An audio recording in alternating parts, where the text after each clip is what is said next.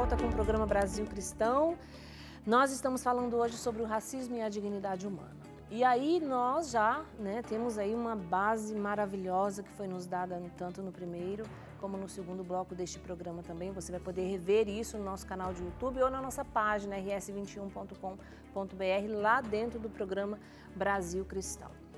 Aí tudo isso que nós explanamos aqui, padre, que o senhor trouxe e mostrou para nós, faz-nos pensar, então peraí, então quer dizer que o racismo não existe? Não. O racismo, ele de fato existe em alguns lugares do mundo muito mais acentuados, e em outros nem tanto, e ele se transformou também em uma ferramenta política. Nós vamos falar sobre isso agora. A gente falou até que o racismo existe desde que o pecado entrou. Nós estamos falando, ele vai mudando de formas, de acordo com a cultura, de acordo com a conjuntura social do momento, E aí nós podemos falar agora daqui, padre? Brasil. A distinção entre o que aconteceu no Brasil até em relação aos outros países da América. Sim. Culturalmente, os povos se comportam de maneira distinta. Exato. Também. Então, por exemplo, aqui no Brasil, por conta da influência portuguesa, nós não tivemos um racismo institucional. Tá? Nós tivemos essa distinção. O que seria um racismo institucional? Seriam atos políticos, e uma configuração social baseada na raça. Na raça, não. Sempre houve, e como há em todos os povos, políticas e configurações sociais baseadas na condição econômica, na própria condição social da pessoa, mas não na cor. Mas a partir do momento que a princesa Isabel faz a abolição, aí acaba a escravatura, ou seja, qualquer resquício de institucionalização morre. Sim, morre com essa política. Agora, veja, a nossa herança portuguesa, ela deixa muito claro que o português em si, ele não ligava para isso. Ele escravizou os africanos pelas razões que nós já colocamos aqui. Se o povo da África tivesse outra cor, teriam sido de outra cor. Porque o critério foi esse, de mercado de escravos e não da cor. Mas nós temos aqui no Brasil, sempre tivemos aqui no Brasil, nomenclaturas para definir miscigenações próprias do nosso país.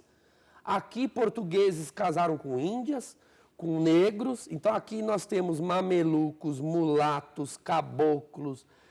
Uma mistura de raças. Por quê?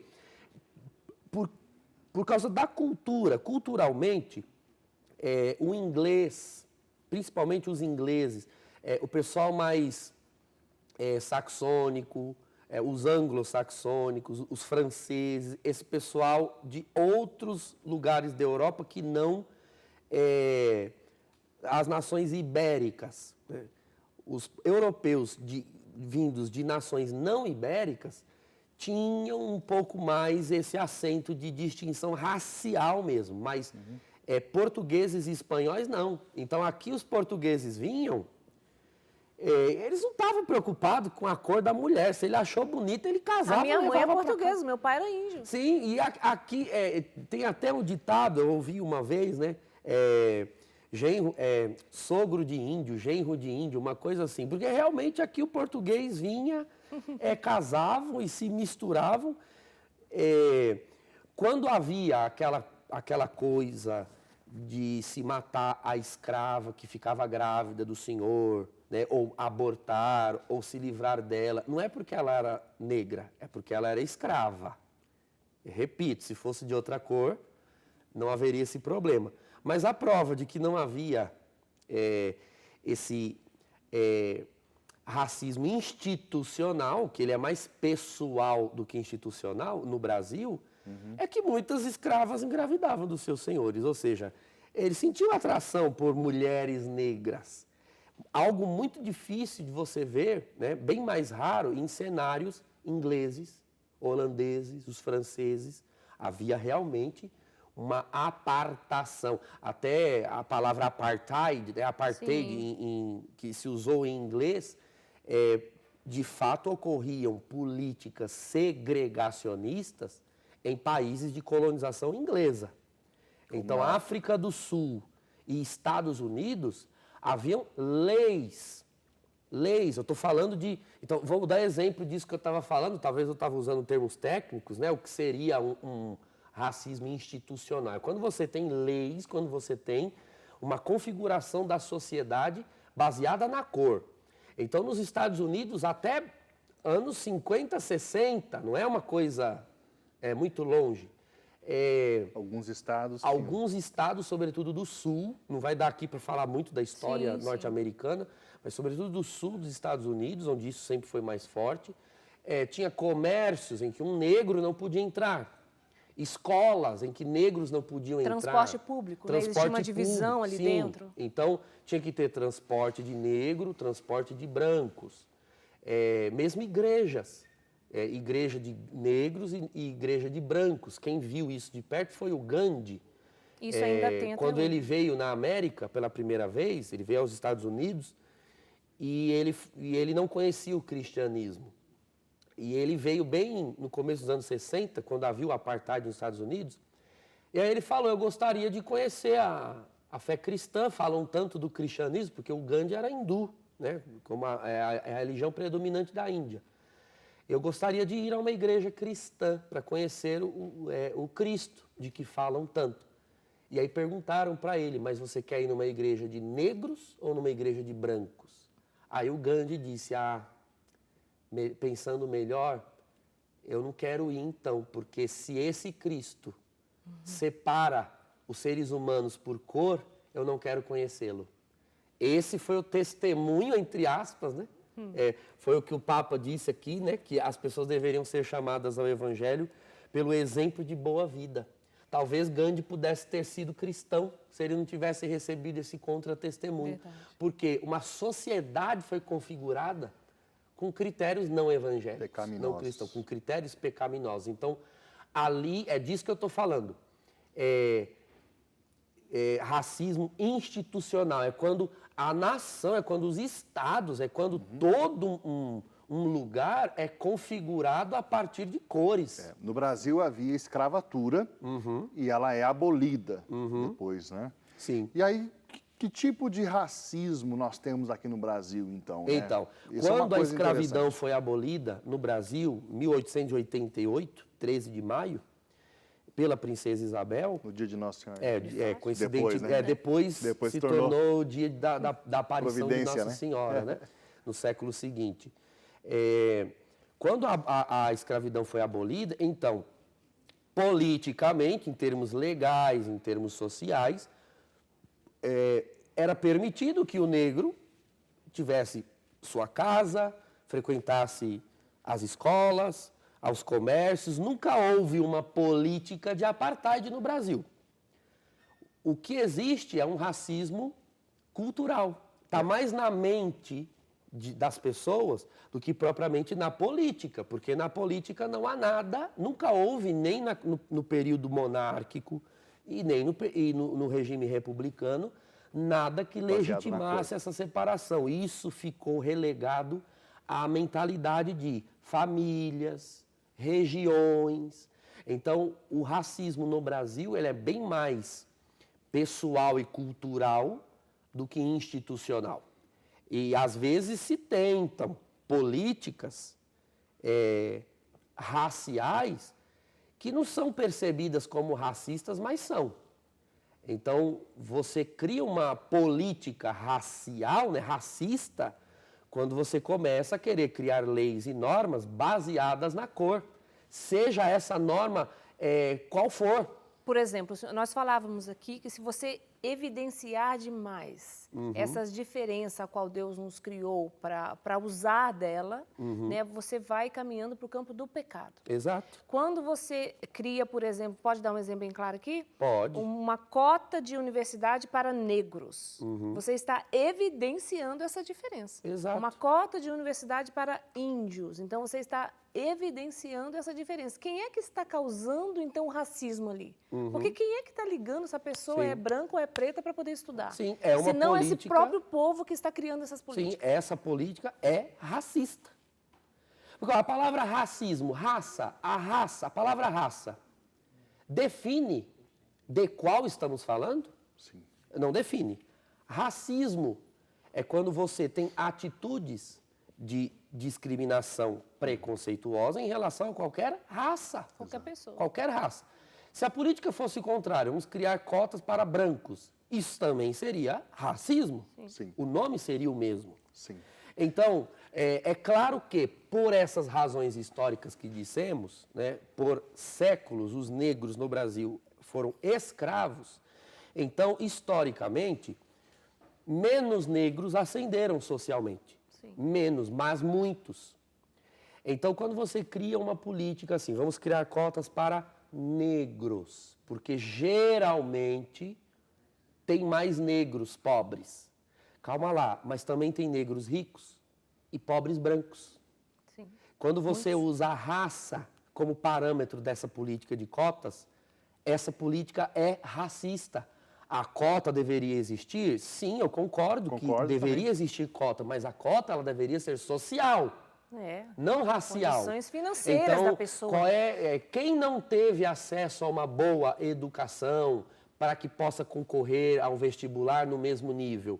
Pessoas que não tiveram recursos econômicos. Não importa a cor dessa pessoa. Exato. Meu Deus do céu, a minha família é toda do Nordeste, nós somos todos brancos.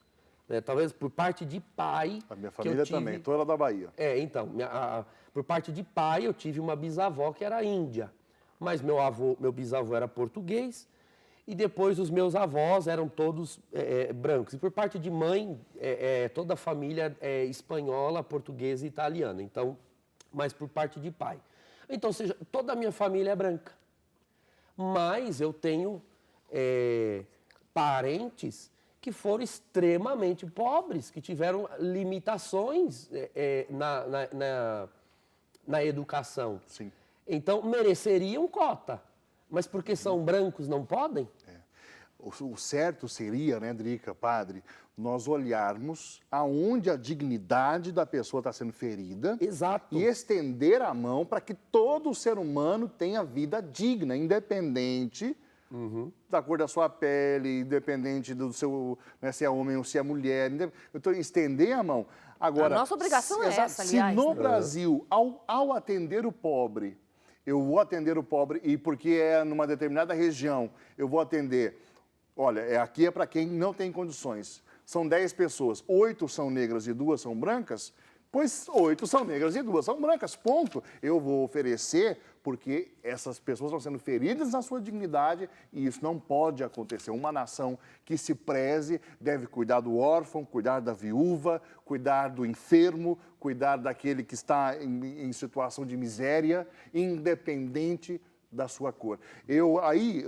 Se nós, de fato, conseguíssemos passar um microfone para todo o brasileiro, a grande verdade é que a esmagadora maioria do povo brasileiro conviveu e convive feliz da vida com gente de todas as raças e nós somos amigos e a gente namora né, entre nós e se ama e brinca e dá risada. O que acontece muito no Brasil, que aí vem a chatice do politicamente correto, que aí é um outro assunto. Nós podíamos fazer um programa sobre bullying, né? Que aí a coisa vai longe, né? Porque tira sarro porque é negro. Mas também tira sarro porque é gordo. Também tira sarro porque tem orelha grande. Tem que tirar sarro porque veio do Nordeste. Então, mas essa doença do politicamente eu sofria bullying correto... porque eu era magricelo, hoje em dia não sofreria mais. Exato. E porque era nerd. Então, a raça não determina o bullying. Veja que sempre, nós dissemos já no primeiro bloco, a atitude interior a concupiscência pecaminosa do ser humano fica procurando elementos discriminatórios para oprimir. Então, padre... A cor pode ser mas não é o único elemento. Mas eu chamo de doença. A doença do politicamente correto hoje no nosso meio toma posse das coisas, toma posse desse racismo, toma posse desta palavra, deturpa essa palavra e usa ela como instrumento. E aí nós, cristãos... esse programa é para iluminar a nossa cabeça e o nosso coração, para nós sabermos identificar. Eu tenho falado muito isso, nós precisamos saber identificar se de fato aquilo ali é um racismo, aquilo ali é racismo mesmo, veio da onde isso, por que as pessoas hoje falam de racismo a qualquer preço, a qualquer hora, a todo momento, sem conhecer de onde vem isso, porque estão vendendo isso como bala e as pessoas estão comprando. Drica, a grande verdade, vamos rasgar já, porque temos pouco tempo. A grande verdade é a seguinte, nós estamos dentro de uma cultura que valoriza a luta de classes. Nós estamos imersos nisso há um tempão. Essa é a grande verdade. E se instrumentaliza qualquer pauta para começar a gerar essa instabilidade. É uma antítese hegeliana, é um pensamento marxista, sim, que nós temos no Brasil, e constantemente nós estamos exaltando diferenças e gerando conflito. Nós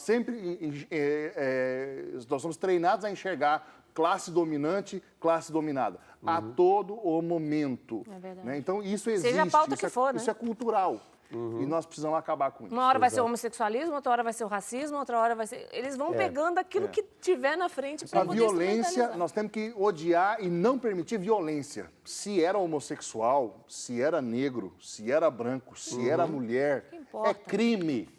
É ser humano que está sendo atingido. Então, não se olha mais para o sujeito. Não. Se olha para o objeto. É uma atitude diabólica no sentido semântico da palavra, que entrou na nossa cultura brasileira. Tá? Isso entrou via ideologia, isso é nutrido pela mídia, isso é nutrido por artigos, isso é nutrido por produções cinematográficas. Nós fomos recrutados no Brasil, recrutados. O programa de hoje quer cooperar para a libertação da tua mente e da tua alma. Nós fomos recrutados para ser um povo dividido. A palavra grega, diabolos, é o divisor. Divididos o tempo todo. Então, quem nós somos? Nós somos os negros, os orientais, os homossexuais, os cristãos, os de matriz africana, né, de religião de matriz africana. E tudo é razão para nos colocar em guerra. Os católicos, os evangélicos, começa a dividir por tudo. Dividir. Tudo nós estamos divididos. Então, vira manchete. Homossexual é espancado na porta de um comércio. A pergunta que eu faço é relevante dizer que o ser humano que foi... É relevante dizer que o ser humano que foi espancado é homossexual? Claro que não. Ele foi espancado por ser homossexual? É a primeira pergunta que tem que ser feita. Aí você vai lá investigar. Eu estou mencionando uma reportagem que ocorreu há uns 3 anos atrás e eu participei de um debate sobre isso. Quando se foi ver lá, né, o espancamento foi por conta de uma briga no próprio movimento LGBT. Ele foi espancado... por uma outra ala. Eles têm alas dentro desse próprio... já tem a divisão. Eu não sei explicar muito bem, mas ele foi espancado e porque era um travesti, aí virou reportagem. Então, não disseram que quem bateu nele foram outros homossexuais. Era necessário pôr em relevo que homossexuais apanham. Calma lá. Apanham por ser homossexuais? Não, apanhou porque existe pecado no mundo e porque quem bateu não respeitou um ser humano. Exatamente. É isso que está em jogo. Não, um negro foi espancado. Foi espancado porque é negro? Não, ele foi espancado e aquele que espancou deve ser preso. E criar uma lei para proteger o negro quando apanhar e outra lei para proteger o homossexual quando apanhar, isso é racismo. Isso é racismo. Você está pondo em relevo a preferência, a cor. Não. Deve haver uma lei que proteja o ser humano na nação. Não só isso, padre, as universidades nossas estão ensinando que o homem branco é o cão, é o bicho feio, é o bicho papão, é o lobo mau. A intenção é dividir a sociedade. Por quê? Se nós estivermos entretidos em defender o nosso grupo, né, a nossa bandeira, se nós estivermos entretidos com essas pequenas causas, nós jamais vamos tocar nas causas grandes. E é isso que interessa a quem nos divide. Exatamente. É que as causas grandes fiquem em poder, né, dos autores dessas ideias. É assim, ó, enquanto vocês brigam aí por causa dessas coisas desses milhos que nós estamos jogando, nós vamos avançando aqui, ó. Na hora que você olhar para cima, pronto, você já está preso e é escravo. É isso O que que eu tá acho interessante são as narrativas que criam a respeito de nós brasileiros, como se nós fôssemos um povo racista, como se nós fôssemos um povo intolerante religioso, e nós não somos. Aliás, o Brasil é um dos países que se destaca no mundo por liberdade religiosa. E por tolerância. Nós conseguimos conviver bem com gente de toda religião. Agora, você pega coisas que acontecem, pontuais, ressaltam aquilo, jogam aquilo na evidência e fala: o brasileiro é assim. O brasileiro é racista? Nunca. Não, o brasileiro não. O brasileiro é muita gente, né? Eu dizia há pouco que existem atitudes racistas, né? Eu já vi. Tá? Em alguns lugares do Nordeste existe isso muito forte. No Sul também. Períodos resquícios de atitudes coronelistas. Tá? Então existe isso. Aquela aversão de entrar um negro na família, etc. Isso eu já vi. Também tá? já vi. Agora, isso é endossado por uma política? Isso é endossado por uma lei? Não. No Brasil não existem leis, normas que endossem. Portanto, não há um racismo institucional. Eu diria que esse racismo, né, pessoal se dá por carga cultural e psicológica. Né? Até que ponto também as pessoas... uma pessoa aqui tem ódio daquela pessoa lá por causa da raça dela, porque talvez ela viveu uma experiência negativa com alguém que, coincidentemente, era daquela raça. Sim. E aí ela faz associações. Mas veja, o problema está em fazer associações indevidas. Ou essa pessoa foi criada ouvindo isso ali. Sim, né, então aí entra o aspecto cultural. E aí quando ela cresce e se torna adulta e ela é negra, ela vai se sentir diminuída, se sentir diferente. Então a única solução que eu vejo para isso é não cooperarmos com essa mentalidade, gerando políticas raciais. Exatamente. Porque nós cooperamos com isso. A Drica leu o número do catecismo, ela falou, não devia ter lido, mas olha só, foi o número que você leu. Nenhuma legislação, 1931, catecismo, nenhuma legislação será capaz por si mesma de fazer desaparecer os temores, os preconceitos, as atitudes de orgulho e egoísmo que são obstáculo ao estabelecimento de sociedades verdadeiramente fraternas. Tais atitudes só desaparecem com a caridade que vê em cada homem um próximo, um irmão. Exatamente. Eu me lembro... A cura do Brasil é o evangelho. Eu me lembro de um vídeo, eu tenho esse vídeo. Né? Se eu soubesse que eu ia mencioná-lo, eu podia ter até mandado para o diretor, porque é de domínio público. O ator Morgan Freeman, que é... um ator negro nos Estados Unidos. Super ator. Maravilhoso. Nossa, que fez o papel de Deus, né? Sim, no filme. Todo-Poderoso. Todo-Poderoso, fez a dancinha. Então, ele foi dar uma entrevista para um repórter. E aí, o repórter pergunta a ele, né? O que você acha do Dia da Consciência Negra? Lá nos Estados Unidos. Aí ele, sou contra. Ele negro, né? Sou contra. Ele, mas você contra? Eu falei, sim. Você, por exemplo, hindu ele era, eu acho que eu vi isso. Não, judeu, porque pelo sobrenome, o Morgan Freeman pergunta, né? Você tem alguma religião, alguma coisa? Ele fala, eu sou judeu. Eu falei, então, você quer um dia da consciência judaica? Aí o repórter fala, não, eu não quero. Eu falei, então, eu não quero um dia da consciência negra. Nós temos de nos conhecer como? Meu nome é Morgan e o seu é o fulano de tal. Acabou. Nós vamos vencer esses racismos, parando de falar nisso, parando de pôr em relevo a diferença. Você é judeu, eu sou negro, dia da consciência negra, dia do judeu, dia do índio.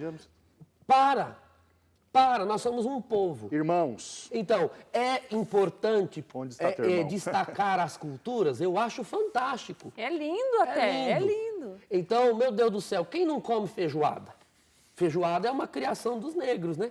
Bendita criação. Então, olha, a origem disso é dos povos de matriz africana, a farinha de mandioca foram os índios que inventaram e criaram. Bendito isso. O rodízio de sushi que a gente tem, olha, isso aí é influência oriental. Maravilha! Que maravilha quando os povos se beneficiam reciprocamente. Então, saber a origem e louvar o que um povo traz, isso é bom. Agora, pôr o tempo todo em relevo uma raça em detrimento da outra, isso é muito perigoso. A gente precisa curar o nosso coração. Gente, eu me lembro que um dia lá nos Estados Unidos, estava lá no grupo, na missa, de repente eu olhei e lá o povo vai mesmo, né, para a igreja sempre lotada. Eu era a única pessoa colorida no meio daquele povo. Você era negra. Eu era a única negra naquela igreja, mas tudo branquinho. Eu estava me sentindo tão acolhida, tão amada no meio deles. É tão lindo isso. Eu não falei, nossa, não, mas quando eu olhei, eu falei, nossa, amor, eu acho que eu sou a única pessoa negra aqui nessa igreja. Olha que coisa linda. E eles ali num amor, gente. E com os negros também, né, que nós convivemos lá. A gente precisa curar o nosso coração. A gente precisa ter um coração curado para parar com isso. Não que fosse necessário ter alguém de pele negra nessa conversa para que ela pudesse acontecer, mas a Drica está aqui. Eu tô pele aqui. negra. Não só isso, né? Ó, eu tenho raízes de indígena, né? Meu pai, se colocar um cocar nele, é um cacique da tribo. Minha mãe é portuguesa, mas há quem diz também, dos meus parentes, que eu tenho um pé lá nos indianos, por causa de Goa, né? Que a gente veio lá, minha avó, aquele povo lá de Goa. Ah, sua avó veio Então, de Goa. eu sou uma mistura total. Acho que eu nunca tinha parado para pensar. Assim, que a Drica é toda misturada. Porque a gente não fica pondo A isso em gente não relevo. fica pensando nisso. Na obra de Deus, na igreja principalmente, isso é algo tão indevido. Exatamente. Às vezes o pessoal fala, quem você gostaria de ver Papa? Eu falava, olha, eu sou fã de 2 cardeais. Eu também. Que é o Arinze e o Sara. Esse eu também queria. 2 negros. Aí o povo fica, mas ele é negro. E daí? E daí? Qual é a diferença? Até é melhor, fica mais aparente, assim, a batina branca nele. Fica bonito. Você acha que eu estou ligando para isso? Ele é maravilhoso. Eu tenho um coração curado. Eu tenho um coração cristão. Então, assim, você que nos acompanha, nós não sabemos até onde chega esse programa. Mas se você se pega preso nesses racismos que nós mencionamos, de carga psicológica, de carga cultural, se você recebeu isso, às vezes cresceu ouvindo, para com isso. Deixa Jesus curar você. Nós citamos Gálatas 3:28. Em Cristo, essas diferenças são absolutamente ignoráveis. Ignoráveis. Não são relevantes para nós. E nós temos de ressaltar, se for para pôr em relevo uma distinção racial, que seja para destacar as virtudes de uma raça. A beleza. Isso. A beleza. Isso. Né? Eu li um estudo uma vez sobre os corais gospel americanos, né? Eu sou fã, eu sou viciado naquilo lá.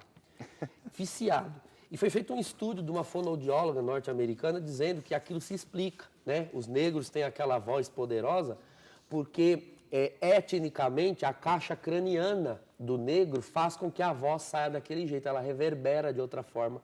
Meu Deus, isso é uma virtude. Claro que é, ser meu negro. Deus do Quem céu. dera eu ter um crânio nagô para ter uma voz daquela.